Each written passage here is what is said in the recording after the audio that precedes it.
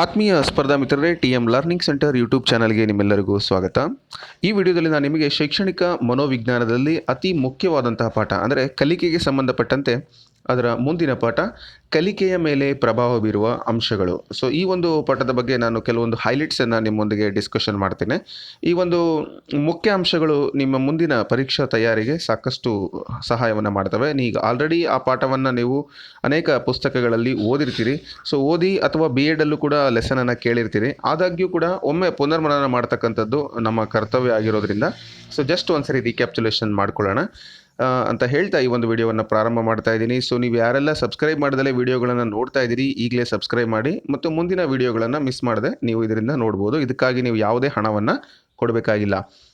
So ಈ video ಕ್ಲಾಸ್ಗಳು ನನಗೆ ಗಣಿತ ತರಗತಿಗಳ ಬಗ್ಗೆ ಸಾಕಷ್ಟು ಬೇಡಿಕೆ ಬರ್ತಾ ಇದೆ. ಆದರೆ ನನಗೆ ಸಮಯದ ಅಭಾವ ಇರೋದ್ರಿಂದ ನಾನು ಯಾವಾಗ ಫ್ರೀ ಆಗ್ತೀನಿ ಆಗ ವಿಡಿಯೋಗಳನ್ನು ಮಾಡ್ತೀನಿ ಅಂತ ಹೇಳ್ತಾ ಸೊ ನೋಡೋಣ ಈ ಒಂದು ಕಲಿಕೆಯ ಮೇಲೆ ಪ್ರಭಾವ ಬೀರುವ ಅಂಶಗಳು ಯಾವ್ಯಾವು ಅಂತ ಹೇಳ್ಬಿಟ್ಟು.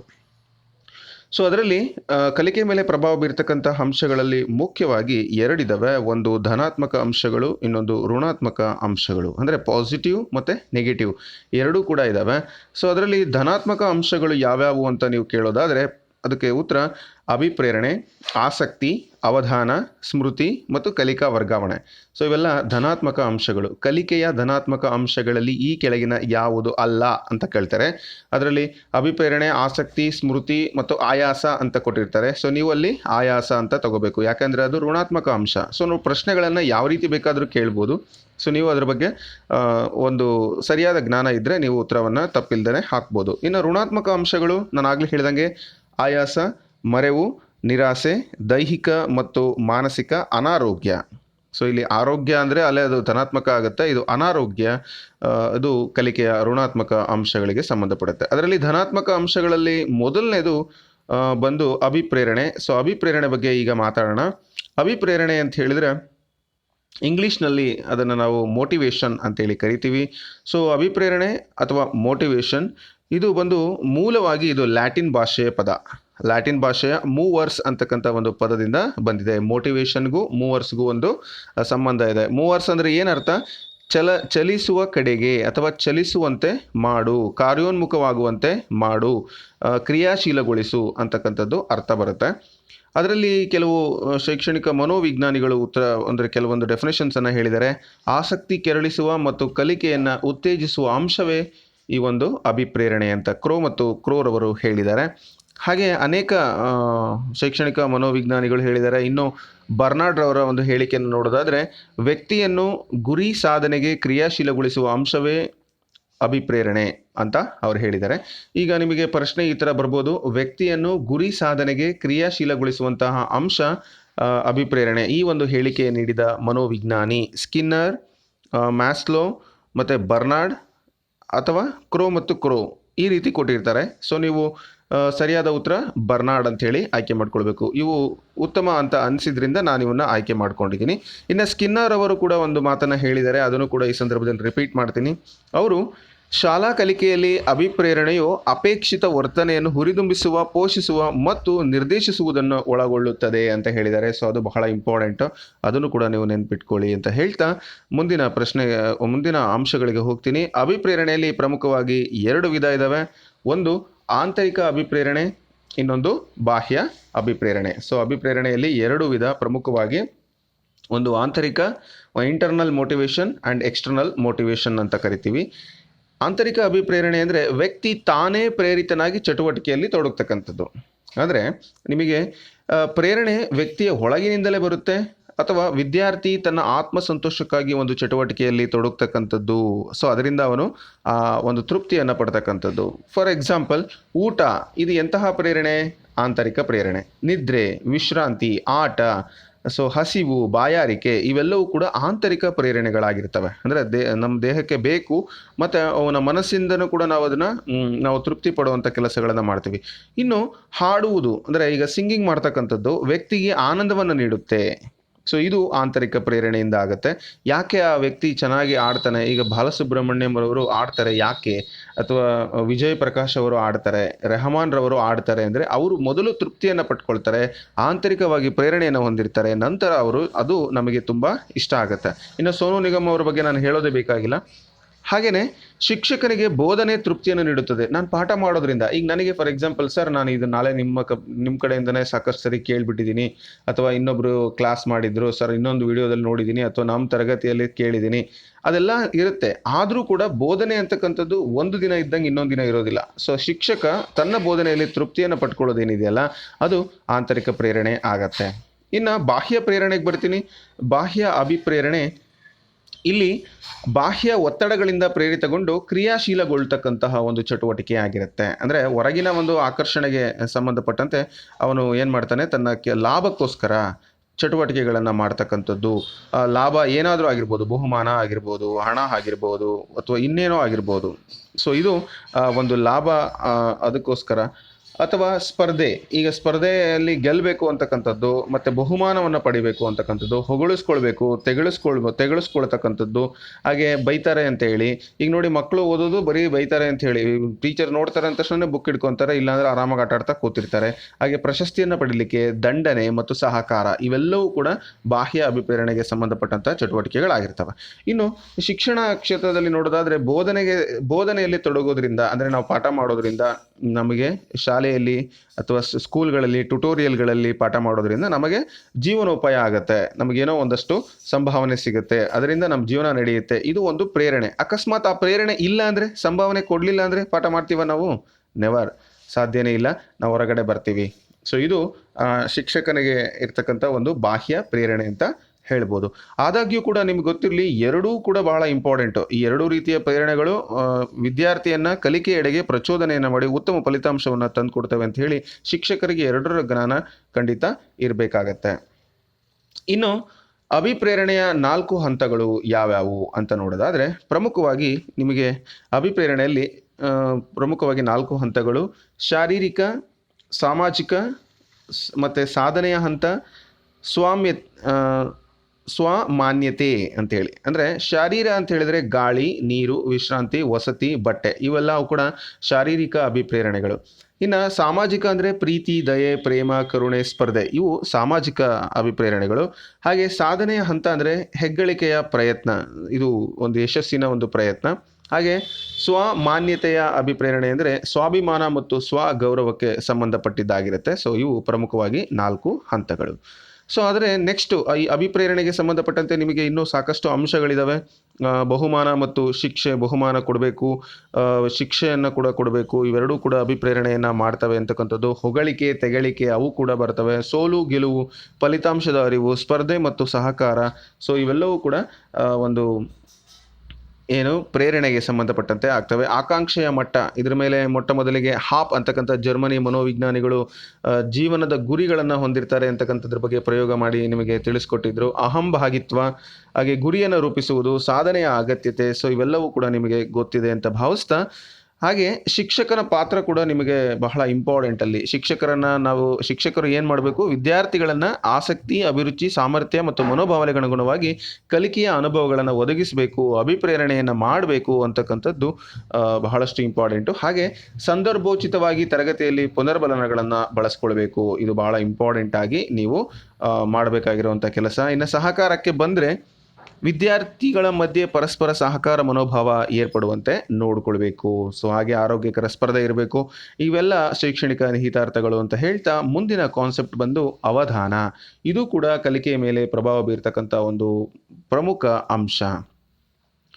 ಒಂದು ವಸ್ತುವಿನ ಬದಲಾಗಿ ಮತ್ತೊಂದು ವಸ್ತುವಿನ ಕಡೆಗೆ ಗಮನ ಕೇಂದ್ರೀಕರಿಸ್ತಕ್ಕಂಥದ್ದೇ ಅವಧಾನ. ಅಥವಾ ಒಂದು ವಸ್ತುವಿನ ಬದಲು ಮತ್ತೊಂದು ವಸ್ತುವಿನ ಮೇಲೆ ಪ್ರಜ್ಞಾನುಭವದ ಕೇಂದ್ರೀಕರಣವೇ ಅವಧಾನ ಅಂತ ಹೇಳ್ತೀವಿ. ಈ ಎಲ್ಲ ಸೃಜನಾತ್ಮಕ ಚಟುವಟಿಕೆಗಳಲ್ಲಿ ಇದು ಅಗತ್ಯವಾದ ಅಂಶ ಅಂಥೇಳಿ ನಮಗೆ ಡಮ್ ವಿಲ್ಲೆ ಅಂತಕ್ಕಂಥ ಮನೋವಿಜ್ಞಾನಿಗಳು ಈ ಒಂದು ಡೆಫಿನೇಷನನ್ನು ಕೊಟ್ಟಿದ್ದಾರೆ. ನಾವು ಯಾವುದೋ ಒಂದು ವಸ್ತುವಿನ ಕಡೆ ಕಾನ್ಸಂಟ್ರೇಷನ್ ಮಾಡ್ತಿರ್ತೀವಿ, ಈಗ ಫಾರ್ ಎಕ್ಸಾಂಪಲ್ ನ್ಯೂಸ್ ಪೇಪರ್ ಓದ್ತಿರ್ತೀವಿ, ಹೊರಗಡೆ ಯಾರೋ ಕಿರ್ಚಿ ಥರ ಸೌಂಡ್ ಬಂದರೆ ಆ ಕಡೆ ನಮ್ಮ ಗಮನ ಹೋಗುತ್ತೆ. ಆ ಥರದ್ದನ್ನು ಒಂದು ಅವಧಾನ ಅಂತ ಹೇಳಿ ಕರೆದಿದ್ದಾರೆ. ಇನ್ನು ಅನೇಕ ಶೈಕ್ಷಣಿಕ ಮನೋವಿಜ್ಞಾನಿಗಳು ಅವ್ರದ್ದೇ ಆದ ರೀತಿಯಲ್ಲಿ ಡೆಫಿನೇಷನ್ಸನ್ನು ಕೊಟ್ಟಿದ್ದಾರೆ. ಜೇಮ್ಸ್ ರಾಸ್ ಅಂತಕ್ಕಂಥವ್ರು ಆಲೋಚನೆಗಳಲ್ಲಿ ಬರುವ ವಸ್ತುಗಳನ್ನು ಮನಸ್ಸಿನಲ್ಲಿ ಸ್ಪಷ್ಟವಾಗಿ ಮೂಡಿಸುವ ವಿಧಾನವೇ ಅವಧಾನ. ನಾವು ಏನಾದರೂ ಒಂದು ಥಿಂಕ್ ಮಾಡಿದರೆ ಅದು ನಮ್ಮ ಮನಸ್ಸಿನಲ್ಲಿ ಕ್ಲಿಯರ್ ಆಗಿ ಪಿಕ್ಚರ್ ಬಂತು ಅಂದರೆ ಅದೇ ಅವಧಾನ ಅಂತ ಹೇಳಿದ್ದಾರೆ. ಅದಕ್ಕೆ ಜಿಮ್ಸ್ ರಾಸ್ ಅಂತಕ್ಕಂಥವರು ಈ ಒಂದು ಡೆಫಿನೇಷನನ್ನು ಹೇಳಿರ್ತಕ್ಕಂಥದ್ದು. ಅದರಲ್ಲಿ ಪ್ರಮುಖವಾಗಿ ಅವಧಾನದಲ್ಲಿ ನಾವು ನೋಡ್ತೀವಿ 3 ಪ್ರಕಾರದ ಅವಧಾನಗಳು, ಪ್ರಮುಖವಾದಂಥ ವಿಧಗಳು ಅಂತ ಹೇಳ್ಬೋದು. ಒಂದು ಮೊದಲನೇದು ಅನೈಚ್ಛಿಕ ಅವಧಾನ, ಎರಡನೇದು ಐಚ್ಛಿಕ ಅವಧಾನ, ಮೂರನೇದು ಅಭ್ಯಾಸದ ಅವಧಾನ. ನಾನು ಯಾಕೆ ಡೆಫಿನೇಷನ್ ಹೇಳಿದೆ ಅಂದರೆ ಇಲ್ಲಿ ನಿಮಗೆ ಈಸಿಯಾಗಿ ಅರ್ಥ ಆಗುತ್ತೆ ಕಾನ್ಸೆಪ್ಟು. ಅನೈಚ್ಛಿಕ ಅವಧಾನ ಅಂದರೆ ಏನು? ಈಗ ವ್ಯಕ್ತಿಗೆ ಇಚ್ಛೆ ಇಲ್ಲದೆ ಬಾಹ್ಯ ಒತ್ತಡದಿಂದ, ಪರಿಸರದ ಪ್ರಭಾವದಿಂದ ವಸ್ತುವಿನ ಕಡೆಗೆ ಗಮನ ಹರಿಸ್ತಾನೆ. ಅವನಿಗೆ ಅದು ಇಷ್ಟ ಇಲ್ಲ, ಆದರೂ ಕೂಡ ಅವನಿಗೆ ಗೊತ್ತಿಲ್ಲದೇ ಆ ಕಡೆ ಅದು ಗಮನ ಹೋಗುತ್ತೆ ಅಂತಕ್ಕಂಥದ್ದು. ಫಾರ್ ಎಕ್ಸಾಂಪಲ್ ನಾನು ಆಗಲೇ ಹೇಳ್ದಂಗೆ ಏನೋ ಸಿಕ್ಕಾಪಟ್ಟೆ ಸೌಂಡ್ ಬಂತು, ಭಾರೀ ಶಬ್ದ, ಅಥವಾ ಯಾವುದೋ ಒಂದು ತುಂಬ ಲೈಟ್ ಬಂತು, ಪ್ರಖರವಾದ ಒಂದು ಬೆಳಕು ಬಂತು. ಸೊ ಆವಾಗ ನಾವು ಆ ಕಡೆ ಗಮನವನ್ನು ಕೊಡ್ತೀವಿ. ಅದಕ್ಕೆ ಕಾರಣ ಏನಂದರೆ ಅನೈಚ್ಛಿಕ ಅವಧಾನ. ಅದನ್ನು ಗುಡುಗು ಆಗಿರ್ಬೋದು, ಮಿಂಚಾಗಿರ್ಬೋದು, ಶಬ್ದ ಆಗಿರ್ಬೋದು, ಅಥವಾ ಇನ್ಯಾವುದೋ ಒಂದು ಫೈರ್ ಇಂಜಿನ್ನು ಅಥವಾ ಇನ್ನೇನೋ ಒಂದು ಆಂಬ್ಯುಲೆನ್ಸ್ ಬಂತು ಅಂದರೆ, ಈಗೇನಾದ್ರು ಆಂಬ್ಯುಲೆನ್ಸ್ ಬಂತಂದರೆ ನಿಜವಾಗ್ಲೂ ಭಯ ಆಗುತ್ತೆ. ಮೊದಲು ಆಂಬ್ಯುಲೆನ್ಸ್ ಬಂದರೆ ಅಯ್ಯೋ ಪಾಪ ಯಾರಿಗೋ ಏನೋ ಆಗಿದೆ ಅಂತ ಅನ್ಕೊತಿದ್ವಿ. ಈಗೇನಾದರೂ ಆಂಬ್ಯುಲೆನ್ಸ್ ಬಂದರೆ ನನಗೆ ಗೊತ್ತಿರೋ ಮಟ್ಟಿಗೆ ಏನಾಗುತ್ತೆ, ಸೊ ಕರೋನಾ ಪೇಷಂಟ್ನ ಕರ್ಕೊಂಡು ಹೋಗ್ತಾ ಇದ್ದಾರೇನೋ, ಅಥವಾ ಇಲ್ಲಿ ಯಾರಿಗಾದ್ರೂ ನಮ್ಮ ಸುತ್ತಮುತ್ತ ಬಂದಿದೆಯೇನೋ, ನಮ್ಮ ಏರಿಯಾ ಶೀಲ್ಡ್ ಡೌನ್ ಆಗುತ್ತೇನೋ, ಈ ರೀತಿ ಭಾವನೆಯಿಂದ ನಾವೇನು ಮಾಡ್ತೀವಿ, ಎಲ್ಲ ಕೆಲಸ ಬಿಟ್ಟು ಆ ಕಡೆನೇ ಹೋಗ್ತೀವಿ. ಸೊ ಭಯ ಅಂತಕ್ಕಂಥದ್ದು ನಮಗೆ ಕಾಡ್ತಾ ಇದೆ. ಇದು ಅನೈಚ್ಛಿಕ ಅವಧಾನ. ನಾವು ಮಾಡ್ತಕ್ಕಂಥ ಕೆಲಸ ಬಿಟ್ಟು ಆ ಕಡೆ ಹೋಗ್ತಕ್ಕಂಥದ್ದು. ಇನ್ನು ಐಚ್ಛಿಕ ಅವಧಾನ ಅಂದರೆ ಸ್ವಯಂ ಆಸಕ್ತಿಯಿಂದ ಇಚ್ಛಾಪೂರ್ವಕವಾಗಿ ಗಮನ ಹರಿಸೋದು. ಈಗ ನೀವು ನನ್ನ ಪಾಠ ಕೇಳ್ತಿದ್ದೀರಾ, ಇಂಟ್ರೆಸ್ಟ್ ಇದೆಯಾ, ತುಂಬ ಉದ್ದೇಶಪೂರ್ವಕವಾಗಿ ನಡ್ಕೊಳ್ತಾ ಇದ್ದೀರಾ, ಕೇಳ್ತಾ ಇದ್ದೀರಾ, ನ್ಯೂಸ್ ನೋಡ್ತಾ ಇರ್ತೀರಾ. ಈಗ ಚಂದನ ನ್ಯೂಸ್ ತುಂಬ ಚೆನ್ನಾಗಿರುತ್ತೆ. ಈ ಬೇರೆ ಬೇರೆ ನ್ಯೂಸ್ಗಳನ್ನು ನೋಡೋ ಬದಲು ನೀವು ಅವರಿಗೆ ಚಂದನ ಚಾನಲನ್ನು ನೋಡ್ತಾ ಇದ್ದರೆ ಕರೆಕ್ಟಾಗಿ ಎಷ್ಟು ಬೇಕೋ ಅಷ್ಟು ಕ್ಲಿಯರ್ ಹೇಳ್ತಾರೆ. ಅಂದರೆ ಬೇರೆ ಚಾನಲ್ಗಳು ತಪ್ಪು ಅಂತ ನಾನು ಹೇಳ್ತಿಲ್ಲ, ಆದರೂ ಕೂಡ ನಿಮಗೆ ಪರೀಕ್ಷಾ ದೃಷ್ಟಿಯಿಂದ ಅಂದರೆ ಎಜುಕೇಷನಲ್ ಇನ್ಫಾರ್ಮೇಷನನ್ನು ಸರಿಯಾಗಿ ನಿಖರವಾಗಿ ಸರ್ಕಾರದ ಯೋಜನೆಗಳನ್ನು ಮತ್ತು ಅಲ್ಲಿ ಇರ್ತಕ್ಕಂತಹ ಸರಿಯಾದ ಕಾರ್ಯಕ್ರಮಗಳ ಬಗ್ಗೆ ನಿಮಗೆ ಮಾಹಿತಿ ಬೇಕು ಅಂತ ಹೇಳಿದರೆ ನೀವು ಚಂದನವನ್ನು ನೋಡಲೇಬೇಕು.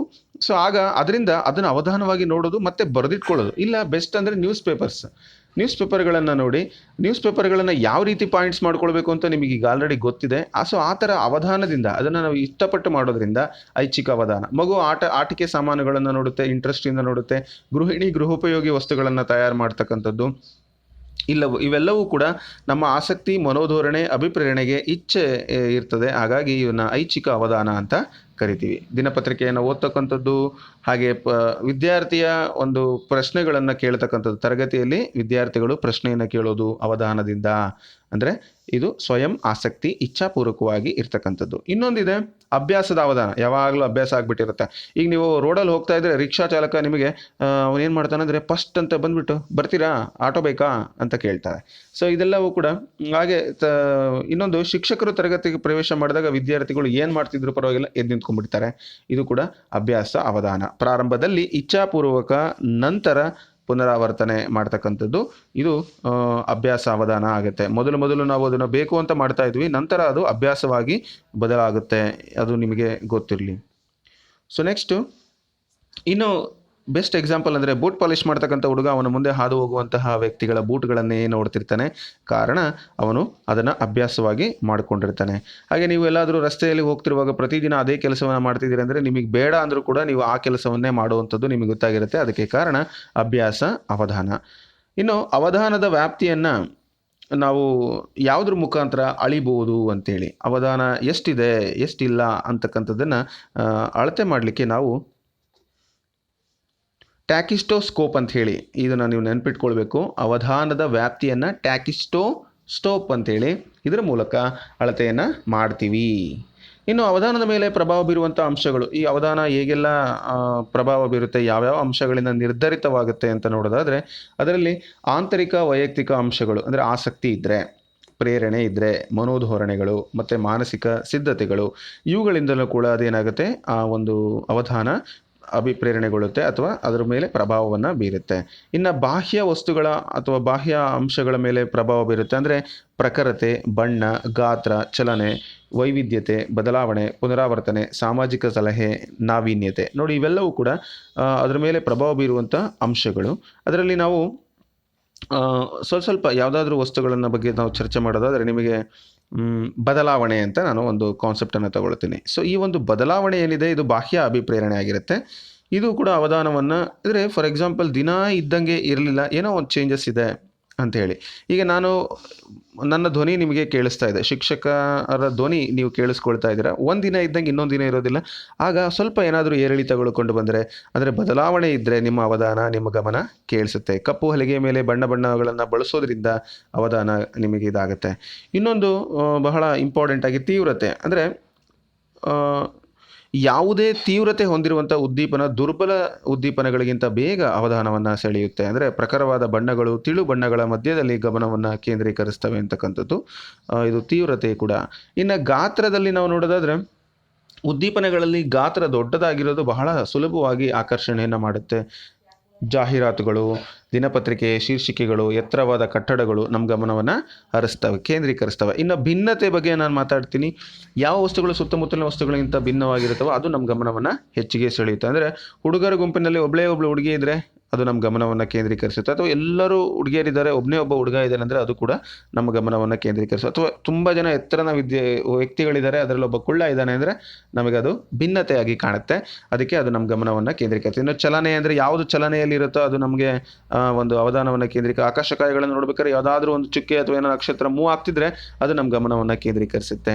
ಇನ್ನು ನಾವೀನ್ಯತೆ, ಹೊಸತನವನ್ನು ಕೂಡಿದರೆ ಅದು ಕೂಡ ನಮ್ಮ ಒಂದು ಗಮನವನ್ನು ಅವಧಾನವನ್ನು ಕೇಂದ್ರೀಕರಿಸುತ್ತೆ. ಹಾಗೆ ಸಾಮಾಜಿಕ ಸಲಹೆ ಅಂದರೆ ನೀವೀಗ ನಾನು ಆಗ್ಲಿಂದ ಪದೇ ಹೇಳ್ತಿರ್ತೀನಿ, ಗುರುರಾಜ್ ಕರ್ಜಿಗಿ ಅವರು, ಇನ್ನೂ ಅನೇಕ ಚಕ್ರವರ್ತಿ ಸೂಲಿಬೆಲೆ ಅವರು, ನಮ್ಮ ನರೇಂದ್ರ ಮೋದಿ ಅವರು, ಇನ್ನೂ ಅನೇಕ ವಾಗ್ಮಿಗಳಿದ್ದಾರೆ. ಅವರ ಮಾತುಗಳನ್ನು ಬನ್ನಂಜೆ ಗೋವಿಂದಾಚಾರ್ ಅಂತ ಇದ್ದಾರೆ, ಸೊ ನೀವು ಕೇಳಿರ್ಬೋದು. ಸೊ ಅವರ ಒಂದು ಮಾತುಗಳನ್ನು ಕೇಳಿದಾಗ ಹಾಗೆ ನನಗೆ ಪ್ರಾಥಮಿಕ ಶಾಲಾ ಶಿಕ್ಷಕರಾಗಿ ಹನುಮಂತಪ್ಪ ಸರ್ ಅಂತ ಒಬ್ಬರು ಇದ್ದಾರೆ, ಅವರು ನಮಗೆ ಸಿಗ್ತಾರೆ. ನಮ್ಮೂರಿನವರೇ ಅವರು ನಮಗೆ ಕೆಲವೊಂದು ಇನ್ಸ್ಪಿರೇಷನ್ ವರ್ಡ್ಸನ್ನು ಹೇಳ್ತಾರೆ. ಅವರು ಹೇಳುವಂಥ ಸಂದರ್ಭದಲ್ಲಿ ನಾವು ಆ ಕಡೆ ಗಮನ ಕೊಟ್ಟು ಎಷ್ಟು ಕೇರ್ಫುಲ್ಲಾಗಿ ಕೇಳ್ತೀವಿ ಅಂದರೆ ಅದು ನಿಮಗೆ ಗೊತ್ತಿರ್ಬೋದು. ಸೊ ಈ ರೀತಿ ನಾವು ಸಾಮಾಜಿಕ ಸಲಹೆಗಳನ್ನು ಕೂಡ ಅವಧಾನವಾಗಿ ತೆಗೆದುಕೊಳ್ತೇವೆ. ಇನ್ನು ಪುನರಾವರ್ತನೆ ಮಾಡೋದ್ರಿಂದನೂ ಅವಧಾನ ಹೆಚ್ಚಾಗ್ತಕ್ಕಂಥದ್ದು. ಈಗ ಯಾವುದೇ ಒಂದು ಮಂತ್ರ ಅಥವಾ ಯಾವುದೇ ಒಂದು ಸೂತ್ರಗಳನ್ನು ಹೇಳ್ತಾ ಇದ್ದೀರಿ ಅಂದಾಗ ಅದು ಕೂಡ ನಿಮಗೆ ಅವಧಾನವನ್ನು ಕೇಂದ್ರೀಕರಿಸುತ್ತೆ. ಹಾಗೆ ಅಭಿಪ್ರೇರಣೆ ಮತ್ತು ಅಗತ್ಯತೆಗಳು ಕೂಡ, ಹಾಗೆ ಆಸಕ್ತಿಗಳು ಕೂಡ ನಮಗೇನಾಗುತ್ತೆ, ಕ್ರಿಕೆಟ್ನಲ್ಲಿ ತುಂಬ ಆಸಕ್ತಿ ಇದ್ದರೆ ಆ ಕಡೆ ಹೆಚ್ಚಿನ ಅವಧಾನವನ್ನು ನೀವು ಕೊಡ್ತೀರಾ. ಹಾಗೆ ಮಾನಸಿಕ ಸಿದ್ಧತೆ, ಇವೆಲ್ಲವೂ ಕೂಡ ನಿಮಗೆ ಅವಧಾನವನ್ನು ಕೇಂದ್ರೀಕರಿಸಲಿಕ್ಕೆ ಸಹಾಯವನ್ನು ಮಾಡ್ತವೆ. ಹಾಗೆ ಶಿಕ್ಷಕರು ಏನು ಮಾಡಬೇಕು, ದೃಕ್ಶ್ರವಣೋಪಕರಣಗಳನ್ನು ಬಳಕೆ ಮಾಡಬೇಕು, ಆಸಕ್ತಿಯನ್ನು ಕೆರಳಿಸಬೇಕು, ಬೋಧನೆ ಮಾಡುವಾಗ ಎಲ್ಲ ವಿದ್ಯಾರ್ಥಿಗಳನ್ನು ಸೂಕ್ಷ್ಮವಾಗಿ ಗಮನಿಸಬೇಕು, ಹಾಗಾಗಿ ಪ್ರಶ್ನೆಗಳನ್ನು ಮಾಡುವಂತೆ ಮಾಡಬೇಕು ಮತ್ತು ಅವಧಾನಕ್ಕೆ ಅಡ್ಡಿ ಮಾಡುವಂಥ ಅಂಶಗಳನ್ನು ತೆಗೆದು ಹಾಕಲಿಕ್ಕೆ ಪ್ರಯತ್ನವನ್ನು ಮಾಡಬೇಕು. ನೋಡಿ, ಇದು ಬಹಳ ಇಂಪಾರ್ಟೆಂಟ್. ಇನ್ನು ಶಿಕ್ಷಕನು ತರಗತಿ ಬೋಧನೆಯಲ್ಲಿ ನವೀನ ವಿಧಾನಗಳನ್ನು ಬಳಸಿಕೊಳ್ಳುವ ಮೂಲಕ ಮತ್ತು ಮಕ್ಕಳಲ್ಲಿ ಕಲಿಕೆಯಲ್ಲಿ ಪಾಲ್ಗೊಳ್ಳಲು ಹೆಚ್ಚು ಅವಕಾಶಗಳನ್ನು ನೀಡುವ ಮೂಲಕ ಪ್ರಯೋಗಗಳನ್ನು ಮಾಡುವುದು ಇತ್ಯಾದಿಗಳನ್ನು ಮಾಡೋದ್ರ ಮುಖಾಂತರ ಅವಧಾನವನ್ನು ಕೇಂದ್ರೀಕರಿಸಬಹುದು ಅಂತ ನಿಮಗೆ ಗೊತ್ತಿರಲಿ. ನಾನು ಸಾಕಷ್ಟು ಅಂಶಗಳನ್ನು ಹೇಳಿದ್ದೀನಿ, ಆದರೆ ಇಲ್ಲಿ ನಿಮಗೆ ಅದರ ಲೈನ್ಸ್ ಕಾಣಿಸ್ತಾ ಇಲ್ಲ, ಕಾರಣ ನನಗೆ ಟೈಪ್ ಮಾಡಲಿಕ್ಕೆ ಸಮಯಾವಕಾಶ ಇಲ್ಲ. ಬಟ್ ನಿಮಗೆ ಹೇಳುವಂಥದ್ದು ನನ್ನ ಕರ್ತವ್ಯ ಆಗಿತ್ತು. ಇನ್ನು ಮುಂದಿನ ಕಾನ್ಸೆಪ್ಟು, ಕಲಿಕೆ ಮೇಲೆ ಪ್ರಭಾವ ಬೀರತಕ್ಕಂತಹ ಇನ್ನೊಂದು ಧನಾತ್ಮಕ ಅಂಶ ಅದು ಸ್ಮೃತಿ ಅಥವಾ ನೆನಪು, ಸ್ಮರಣೆ, ಧಾರಣೆ. ಈ 4 ಪದಗಳಿಂದ ಕರೀತಾರೆ, ಒಂದೇ ಅದು ಅವೆಲ್ಲ ಡೆಫಿನೇಷನ್ಸು. ಸ್ಮೃತಿ ಅಂದರೂ ಒಂದೇ, ನೆನಪು ಅಂದರೆ ಒಂದೇ, ಸ್ಮರಣೆ ಅಂದರೂ ಒಂದೇ, ಧಾರಣೆ ಅಂದರೂ ಒಂದೇ. ಇಲ್ಲಿ ಹರ್ಮನ್ ಹೆಬ್ಬಿಂಗಾಸ್ ಅವರು ಒಂದು ಡೆಫಿನೇಷನನ್ನು ಹೇಳಿರ್ತಾರೆ. ಏನು ಈ ಸ್ಮೃತಿ ಅಂದರೆ, ಹಿಂದೆ ಕಲಿತಿದ್ದನ್ನು ಜ್ಞಾಪಕಕ್ಕೆ ತಂದುಕೊಳ್ಳೋದು. ನಾನು ಈ ಹಿಂದೆ ಒಂದು ವಿಚಾರವನ್ನು ಕಲ್ತಿದ್ದೀನಿ, ಅದನ್ನು ನಾನೇನು ಮಾಡ್ತಾ ಇದ್ದೀನಿ, ಪುನರ್ಮನನ ಮಾಡ್ಕೊತಾ ಇದ್ದೀನಿ, ಅದನ್ನು ನಾನು ಸ್ಮೃತಿ ಅಂತ ಕರಿತೀನಿ. ಹಾಗೆ ವುಡ್ವರ್ಥ್ರವರು ಕೂಡ ಹೇಳಿದ್ದಾರೆ, ತಮ್ಮ ಅನುಭವಗಳನ್ನು ಸಂಗ್ರಹಿಸಿಡುವ ಶಕ್ತಿ ಮತ್ತು ಅನುಭವದ ನಂತರ ಅದನ್ನು ಪ್ರಜ್ಞೆಗೆ ತರುವುದೇ ಸ್ಮೃತಿ. ತಮ್ಮ ಅನುಭವಗಳನ್ನು ಸಂಗ್ರಹಿಸಿಡುವ ಶಕ್ತಿ ಮತ್ತು ಅನುಭವದ ನಂತರ ಅದನ್ನು ಪ್ರಜ್ಞೆಗೆ ತರುವಂಥದ್ದೇ ಸ್ಮೃತಿ ಅಂತೇಳಿ ಅವರು ಹೇಳಿದ್ದಾರೆ. ಸೊ ಇವೆರಡು ಡೆಫಿನೇಷನ್ ತುಂಬ ಇಂಪಾರ್ಟೆಂಟು. ಹಾಗೆ ಇನ್ನೂ ಅನೇಕ ಡೆಫಿನೇಷನ್ಗಳಿದ್ದಾವೆ, ನೀವು ಅದನ್ನು ಕೂಡ ನೆನಪಿಟ್ಕೊಳ್ಬೇಕು. ನಾವು ಪಡೆದ ಅನುಭವಗಳನ್ನು ಸಂಗ್ರಹಿಸಿಡುವ ಶಕ್ತಿ ಮತ್ತು ಅನುಭವಗಳನ್ನು ಜರುಗಿದ ಸ್ವಲ್ಪ ಕಾಲದ ನಂತರ ಪ್ರಜ್ಞಾನುಭವಕ್ಕೆ ತಂದುಕೊಳ್ತಕ್ಕಂಥದ್ದು. ಸೊ ಈ ರೀತಿ ಆದ ಡೆಫಿನೇಷನ್ಗಳು ನಿಮಗೆ ಬಹಳಷ್ಟು ಇಂಪಾರ್ಟೆಂಟು. ಇದು ಸ್ಮೃತಿ ಬಗ್ಗೆ ಇರತಕ್ಕಂಥ ಡೆಫಿನೇಷನ್ಸ್. ಇನ್ನು ಸ್ಮೃತಿಯ ಲಕ್ಷಣಗಳು ಪ್ರಮುಖವಾಗಿ 5. ಸೊ ಯಾವ ರೀತಿಯಾಗಿ ಸ್ಮೃತಿ ಇರ್ತವೆ ಅಂತ ನಾವು ನೋಡೋದಾದರೆ, ಸ್ಮೃತಿಯ ಲಕ್ಷಣಗಳಲ್ಲಿ ಸ್ಮರಣೆಯ ವೇಗ, ಧಾರಣೆಯ ಕಾಲ, ನಿರ್ದಿಷ್ಟತೆ, ನಿಖರತೆ, ಚುರುಕುತನ, ಶೀಘ್ರತೆ ಅಥವಾ ನಿರಂತರತೆ, ಉಪಯುಕ್ತತೆ. ಸೊ ಇವೆಲ್ಲವೂ ಕೂಡ ಸ್ಮೃತಿಯ 5 ಪ್ರಮುಖ ಲಕ್ಷಣಗಳು. ಸೊ ಇವು ಇದ್ದರೆ ಏನಾಗುತ್ತೆ ಅಂತ ಹೇಳಿದ್ರೆ ನಮಗೆ ಆ ಒಂದು ಸ್ಮೃತಿ ಅಂತಕ್ಕಂಥದ್ದು ಹೆಚ್ಚಾಗುತ್ತೆ. ಫಾರ್ ಎಕ್ಸಾಂಪಲ್, ಈಗ ಸ್ಮರಣೆಯ ವೇಗ ಅಥವಾ ಕ್ಷಿಪ್ರಗತಿ ಅಂತ ಕರಿತೀವಿ ಅದನ್ನು. ಕಲಿಯುವ ವ್ಯಕ್ತಿ ಎಷ್ಟು ಬೇಗ ಹಿಂದಿನ ಅನುಭವಗಳನ್ನು ಪುನರ್ಸ್ಮರಣೆ ಮಾಡಿಕೊಳ್ಳುತ್ತಾನೆ ಎಂಬುದನ್ನು ಸೂಚಿಸುತ್ತದೆ. ಉತ್ತಮ ಸ್ಮೃತಿಯುಳ್ಳ ವ್ಯಕ್ತಿ ಶೀಘ್ರವಾಗಿ ಪುನರ್ಸ್ಮರಣೆಯನ್ನು ಮಾಡಿಕೊಳ್ತಾನೆ, ಅದು ಮೊದಲನೇದು. ಇನ್ನು ಧಾರಣೆಯ ಕಾಲ ಅಂತ ಹೇಳ್ತೀವಿ. ಅದು ಏನಪ್ಪ ಅಂತ ಹೇಳಿದ್ರೆ, ಹಿಂದೆ ಪಡೆದ ಅನುಭವಗಳನ್ನು ಎಷ್ಟು ಕಾಲ ನೆನಪಿನಲ್ಲಿಟ್ಟುಕೊಳ್ಳಬಲ್ಲನು ಮತ್ತು ಅಗತ್ಯವಿದ್ದಾಗ ನೆನಪಿನಲ್ಲಿ ತಂದುಕೊಡಬಲ್ಲನು. ಅಂದರೆ ಫಾರ್ ಎಕ್ಸಾಂಪಲ್, ಕೆಲವೊಂದು ಸಾರಿ ನಾವು ಈ ವರ್ಷ ಓದಿದ್ದೀವಿ ಅಂದರೆ ಈ ವರ್ಷ ಪರೀಕ್ಷೆ ಕಾಲ ಆದರೆ ಮಾತ್ರ ಬರಿತೀವಿ, ಮುಂದಿನ ವರ್ಷ ಕಾಲ ಆದರೆ ಓದಿರೋದೆಲ್ಲ ನೆನಪಿರಲ್ಲ ಅಂತ ಹೇಳ್ತೀವಿ. ಅಥವಾ ನಮ್ಮ ರಿಲೇಷನ್ಸಲ್ಲಿ ಯಾರಾದರೂ ಒಬ್ಬರನ್ನ ನೋಡಿರ್ತೀವಿ, ಆದರೆ ಕೆಲವು ವರ್ಷಗಳ ನಂತರ ಅವ್ರನ್ನ ನಾವು ಮರ್ತೋಗ್ಬಿಡ್ತೀವಿ. ಇದೆಲ್ಲವೂ ಕೂಡ ಧಾರಣೆಯ ಕಾಲ, ಸ್ಮೃತಿಗೆ ಸಂಬಂಧಪಡುತ್ತೆ. ಇನ್ನು ನಿಖರತೆ ಅಂತ ನಾವು ಮಾತಾಡೋದಾದರೆ, ನಿರ್ದಿಷ್ಟತೆ, ನಿಖರತೆ ಅಂತ ಹೇಳಿದ್ರೆ ಪುನರ್ಸ್ಮರಣೆ ಮಾಡಿಕೊಂಡ ಅನುಭವಗಳು ಮತ್ತು ವಿಷಯಗಳು. ಈಗ ನನ್ನ ಹೆಸರು, ನಾನು ತುಂಬ ವರ್ಷಗಳ ನಂತರ ನನ್ನ ಸ್ನೇಹಿತನಿಗೆ ಸಿಕ್ಕಿದ್ದೀನಿ, ನನ್ನ ಹೆಸರೇನು ಅಂತ ಕೇಳಿದ್ರೆ, ನೀನು ನೋಡಿದ್ದೀನಿ ಕಣೋ, ನನ್ನ ಕ್ಲಾಸ್ಮೇಟ್ ಕಣೋ ಅಂತಾನೆ. ಆಯ್ತು, ನನ್ನ ಹೆಸರು ಹೇಳಪ್ಪ ಅಂದರೆ, ನಿನ್ನ ಹೆಸರು ವಿನಯ್ ಕಣೋ ಅಂತಾನೆ. ಸೊ ವಿನಯ್ ಅಲ್ಲ ಕಣೋ, ಮತ್ತೇನು. ಸೊ ಈ ಥರ ಬೇರೆ ಬೇರೆ ಹೆಸರುಗಳನ್ನು ಹೇಳೋದು. ಅಲ್ಲಿ ಸರಿಯಾದ ಸ್ಮೃತಿ ಇಲ್ಲ ಅಂತ, ನೆನಪಿನ ಶಕ್ತಿ ಕಡಿಮೆ ಇದೆ, ಅಥವಾ ನಿಖರತೆ, ಸ್ಪಷ್ಟತೆ ಇಲ್ಲ, ನಿರ್ದಿಷ್ಟತೆ ಇಲ್ಲ. ಅಂದರೆ ಪುನರ್ಸ್ಮರಣೆ ಮಾಡಿಕೊಂಡ ಅನುಭವಗಳು, ವಿಷಯಗಳು ನಿಖರತೆಯನ್ನು ಹೊಂದಿರಬೇಕು. ಅದು ಬಹಳ ಇಂಪಾರ್ಟೆಂಟು, ಅದನ್ನು ನೀವು ನೆನಪಿಟ್ಕೊಳ್ಬೇಕು. ಇನ್ನು ಚುರುಕುತನ ಮತ್ತು ಶೀಘ್ರತೆ, ನಿರಂತರತೆ ಅಂತ ಇದೆ. ಇದು ಹಿಂದಿನ ಅನುಭವಗಳನ್ನು ಯಾವುದೇ ಅಡಚಣೆ ಇಲ್ಲದೆ ನಿರಂತರವಾಗಿ ಸ್ಮರಣೆಗೆ. ಎಷ್ಟು ಪವರ್ ಇದೆಯಪ್ಪ ನೆನಪಿನ ಶಕ್ತಿ. ಪರೀಕ್ಷೆಯಲ್ಲಿ ನಾನು ಫಸ್ಟ್ ಟೈಮು GPSTR ಪರೀಕ್ಷೆಯನ್ನು ಬರೆದಾಗ ನನಗೇ ಗೊತ್ತಿಲ್ಲ ನೆನಪಿನ ಶಕ್ತಿ ಅದು ಯಾಕೆ ಅಷ್ಟು ಬಂತೋ ಗೊತ್ತಿಲ್ಲ. ಬರಿತಾ ಇದ್ದರೆ ಒಂದು ಪ್ರಶ್ನೆ ಅಟೆಂಡ್ ಮಾಡಿ ಮುಂದಿನ ಪ್ರಶ್ನೆಗೆ ಹೋದರೆ ಪಟಕ್ಕನೆ ಉತ್ತರ ಬರ್ತಾಯಿತ್ತು. ಅದು ಕನ್ನಡ ಥರ್ಡ್ ಪೇಪರ್ ಕನ್ನಡ ಬರೆಯುವಾಗ ನನಗೆ ಸ್ವಲ್ಪ ಭಯ ಇತ್ತು. ನನಗೆ ಕನ್ನಡನೂ ಸ್ಪಷ್ಟವಾಗಿ ಬರಲ್ಲ, ಇಂಗ್ಲೀಷ್ ಮೊದಲೇ ಬರಲ್ಲ. ಈ ಮಧ್ಯದಲ್ಲಿ ಕನ್ನಡ ನಾನು ಹೇಗೆ ಬರೀತೀನೋ, ಎಲಿಜಿಬಲ್ ಆಗ್ತೀನೋ ಇಲ್ಲೋ ಅನ್ನೋ ಒಂದು ಭಾವನೆ ಇತ್ತು. ಯಾಕಂದರೆ 60 ಮಾರ್ಕ್ಸ್ ತೊಗೊಳ್ಳೇಬೇಕು. ಆಗ ನನಗೆ ಈ ಒಂದು ಚುರುಕುತನ, ಶೀಘ್ರತೆ ಬಹಳ ಉಪಯೋಗಕ್ಕೆ ಬಂತು. ನನ್ನ ಅನುಭವಗಳ ಹಿಂದಿನ ಯಾವುದೇ ಅಡಚಣೆ ಇಲ್ಲದೇ ನಿರರ್ಗಳವಾಗಿ ಸ್ಪಷ್ಟವಾಗಿ ಬಂತು. ಅದು ನನಗೆ ಉತ್ತಮವಾದಂಥ ವರದಾನ ಆಯಿತು. ಕೊನೆಗೆ ಅದು 80 ಅಂಕಗಳನ್ನು ತಂದು ಕೊಡ್ತು. ಖುಷಿ ಆಯಿತು ನನಗೆ. ಇನ್ನು ಇದು ಒಂದು ಚುರುಕುತನ ಅಥವಾ ಶೀಘ್ರತೆ, ನಿರಂತರತೆ ಅಂತ ಕಂಟಿನ್ಯೂಸ್ ಬರಬೇಕಂತ. ಇನ್ನೊಂದು ಉಪಯುಕ್ತತೆ ಅಂತ, ಅಗತ್ಯವಾದದನ್ನು ಸರಿಯಾದ ಕಾಲಕ್ಕೆ ಸರಿಯಾದ ಸ್ಥಳದಲ್ಲಿ ಪುನರ್ಸ್ಮರಣೆಗೆ ತಂದುಕೊಳ್ಳುವುದಾಗಿದೆ. ಆಗ ಮಾತ್ರ ಸ್ಮೃತಿಯ ಉಪಯುಕ್ತತೆ ಹೆಚ್ಚಾಗಲು ಸಾಧ್ಯ. ಇವೆಲ್ಲವೂ ಕೂಡ ಉತ್ತಮ ಸ್ಮೃತಿಯ ಲಕ್ಷಣಗಳು. ನೆನ್ಪಿಟ್ಕೊಳ್ಳಿ, ಉತ್ತಮ ಸ್ಮೃತಿಯ 5 ಲಕ್ಷಣಗಳು. ಓಕೆನಾ? ನೆಕ್ಸ್ಟ್, ಸ್ಮೃತಿಯ ಹಂತಗಳ ಬಗ್ಗೆ ನಾನು ಮಾತಾಡ್ತೀನಿ. ಪ್ರಮುಖವಾಗಿ ಸ್ಮೃತಿಯಲ್ಲಿ 4 ಹಂತಗಳನ್ನು ಗುರುತಿಸಿದ್ದಾರೆ.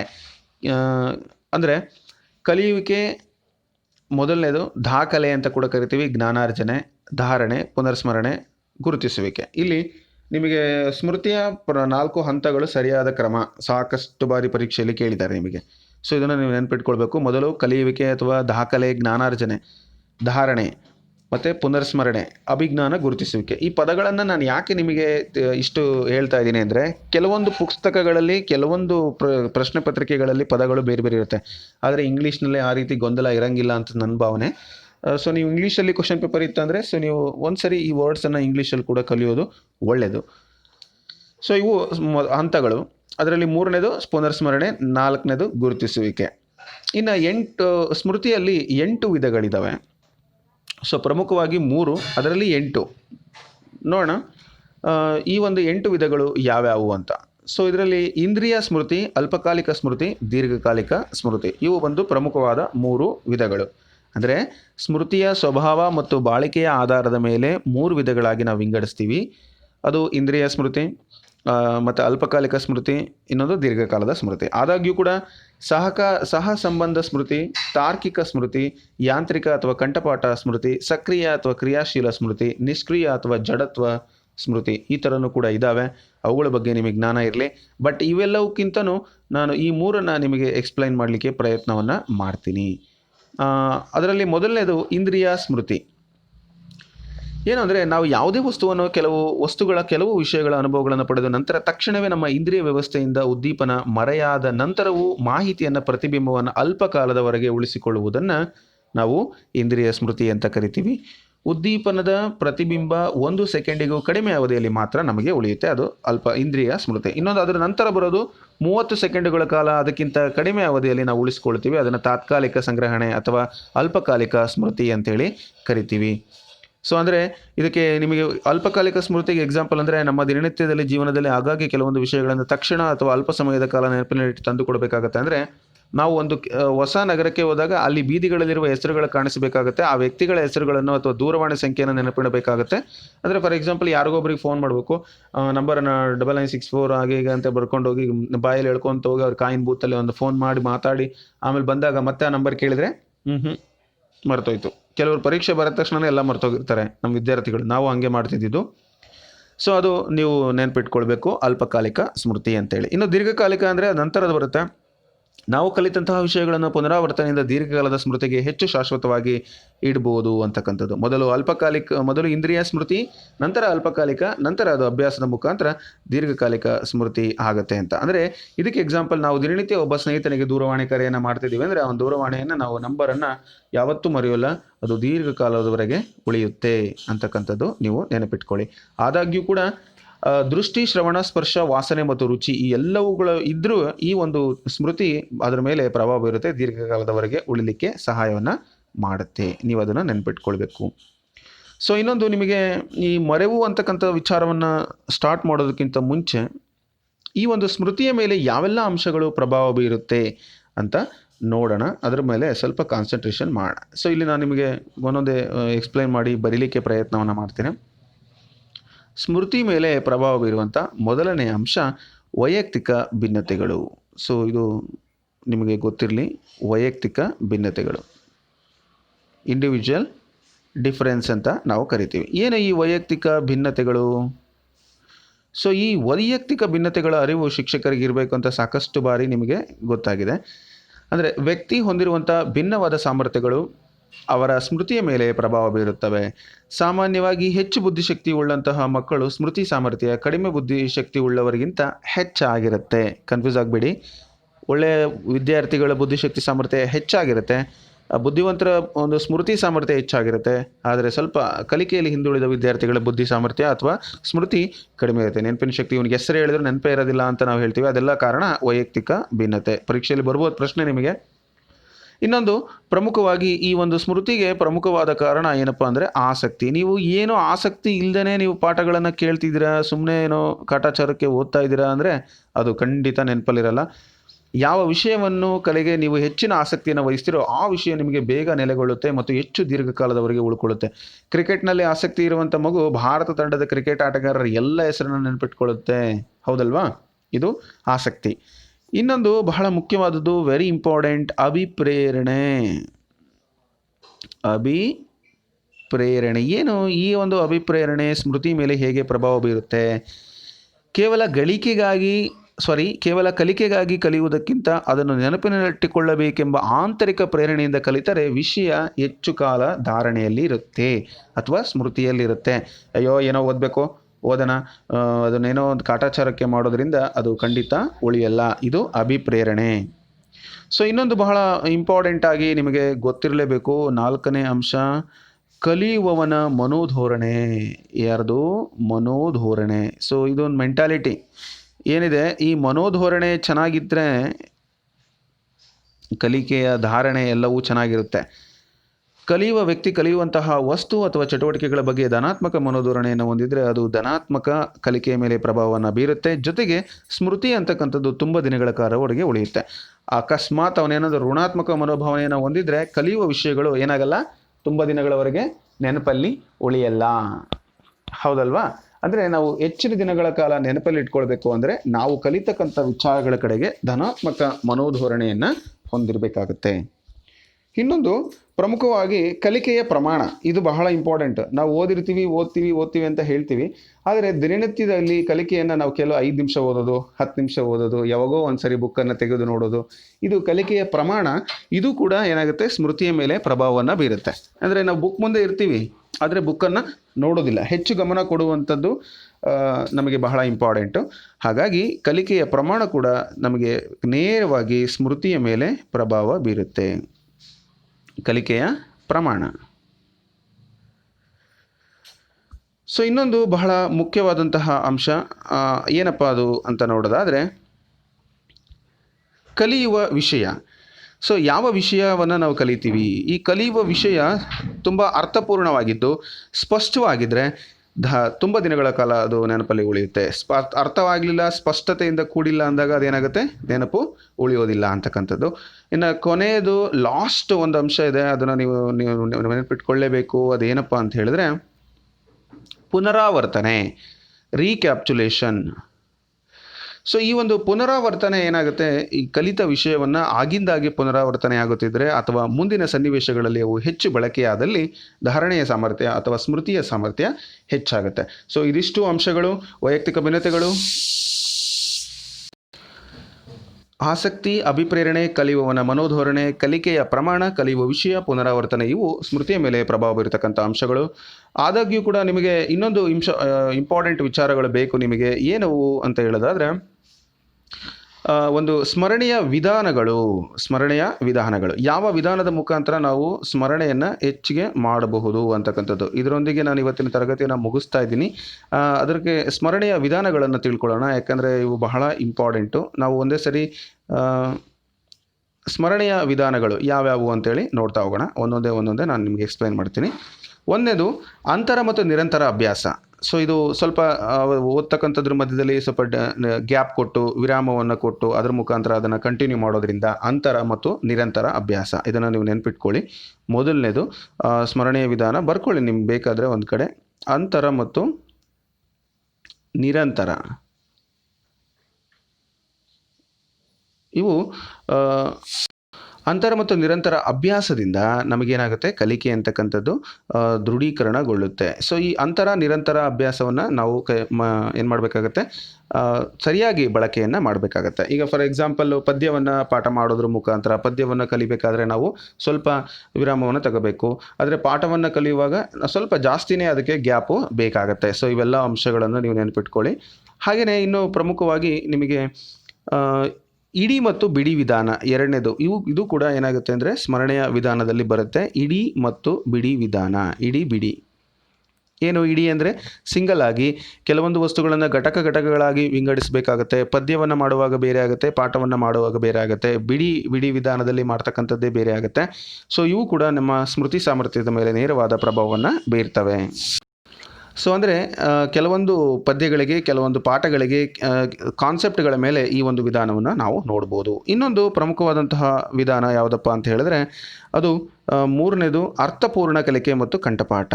ಸೊ ಅರ್ಥಪೂರ್ಣ ಕಲಿಕೆ, ಯಾವುದೇ ಕಲಿಕೆ ಅರ್ಥಪೂರ್ಣವಾಗಿರಬೇಕು, ಅದು ಮಕ್ಕಳಿಗೆ ಸರಿಯಾಗಿ ಅರ್ಥ ಆಗಬೇಕು. ಈ ಒಂದು ಅರ್ಥಪೂರ್ಣ ಕಲಿಕೆ ಜೊತೆಗೆ ಇನ್ನೊಂದು ಅಂಶ ಏನಪ್ಪ ಅಂದರೆ ಕಂಠಪಾಠ. ಸೊ ಕಂಠಪಾಠ ಬೇಡ ಅಂತಲೂ ಹೇಳಬಾರ್ದು ಅಥವಾ ಬೇಕು ಅಂತಲೂ ಹೇಳಬಾರ್ದು. ಕಾರಣ ಇಷ್ಟೇ, ಕಂಠಪಾಠ ಕಲಿಕೆಯಲ್ಲಿ ಕೆಲವೊಂದನ್ನು ನಾವು ಕಲೀಲೇಬೇಕು. ಅಂದರೆ ಈಗ ಫಾರ್ ಎಕ್ಸಾಂಪಲ್ ನರ್ಸರಿಯಲ್ಲಿರ್ತಕ್ಕಂಥ ರೈಮ್ಸನ್ನು ನಾವು ಕಂಠಪಾಠ ಮಾಡಿನೇ ಕಲಿತೀವಿ. ಸೊ ಇಲ್ಲ ಅಂದರೆ ನಮಗೆ ಅದು ಕಲೀಲಿಕ್ಕೆ ಆಗೋದಿಲ್ಲ ಅಂತಕ್ಕಂಥದ್ದು. ಸೊ ಈ ಒಂದು ವಿಧಾನ ನಮಗೆ ಒಂದು ಕಲಿಕೆಯ ಮೇಲೆ, ಅದರ ಸ್ಮೃತಿ ಮೇಲೆ ಹೆಚ್ಚು ಪ್ರಭಾವವನ್ನು ಬೀರುತ್ತೆ. ಇನ್ನು ಸಂಯೋಜನಾ ವಿಧಾನ, ಸಾಮ್ಯತೆಯ ನಿಯಮ, ಭಿನ್ನತೆಯ ನಿಯಮ, ಸಾಮೀಪ್ಯ ನಿಯಮ, ಇವುಗಳು ಕೂಡ ಒಂದು ಸ್ಮೃತಿಯ ಮೇಲೆ ಸಾಕಷ್ಟು ಪರಿಣಾಮವನ್ನು ಬೀರ್ತವೆ ಅಂತಕ್ಕಂಥದ್ದು ನೀವು ನೆನಪಿನಲ್ಲಿಡಬೇಕಾದಂಥ ಅಂಶ. ಸೊ ಇನ್ನು ಮುಂದಿನ ತರಗತಿಯಲ್ಲಿ ನಾನು ನಿಮಗೆ ವಿಸ್ಮೃತಿ ಅಥವಾ ಮರೆವು, ಇದ್ರ ಬಗ್ಗೆ ನಿಮ್ಮೊಂದಿಗೆ ಸ್ವಲ್ಪ ವಿಚಾರಗಳನ್ನು ಚರ್ಚೆ ಮಾಡ್ತೀನಿ. ಇದರಲ್ಲಿ ಏನಾದರೂ ಅಂಶಗಳನ್ನು ನಾನು ಬಿಟ್ಟಿದ್ರೆ ಸೊ ಅದನ್ನು ಕೂಡ ನೀವು ನನಗೆ ಮರಿದಲೆ ಕಮೆಂಟ್ಸನ್ನು ಮಾಡಿ. ಸೊ ಆ ಯಾವ ಅಂಶಗಳು ನಾನು ಮುಂದಿನ ತರಗತಿಯಲ್ಲಿ ಚರ್ಚೆ ಮಾಡಬೇಕು ಅಂತ ಹೇಳಿ ನಿಮ್ಮೊಂದಿಗೆ ನಾನು ಅವನ್ನು ಚರ್ಚೆ ಮಾಡ್ತಾ ಹೋಗ್ತೀನಿ. ಎಲ್ರಿಗೂ ನಮಸ್ಕಾರ. Thank you for watching this video.